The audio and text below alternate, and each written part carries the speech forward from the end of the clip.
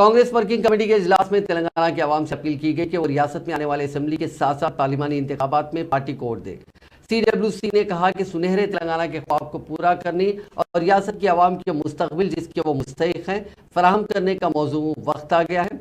उसने कहा कि कांग्रेस तेलंगाना में तारीख बनाने तैयार है। हैदराबाद में नौजवानों के लिए और खम्मम में ज़ईफ अफराद के लिए वादे किए गए थे। 2014 में अवाम की जदोजहद के सम्राट तेलंगाना की तश्कील के जरिए सामने आए।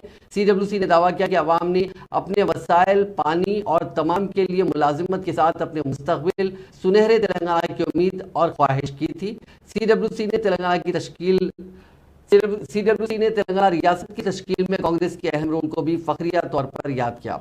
उसने दावा किया कि यूपीए की सदरनशीन और वज़ीर-ए-आज़म मनमोहन सिंह ने तेलंगाना की आवाम की आवाज़ सुनते हुए हर एक फरीक से बात की। तेलंगाना की तश्कील के 9 बरस बाद सुनहरे तेलंगाना का वादा पूरा नहीं हुआ, इसलिए CWC ने अपील की है कि आइंदा इंतखाबात में अवाम कांग्रेस पार्टी को ही वोट दे।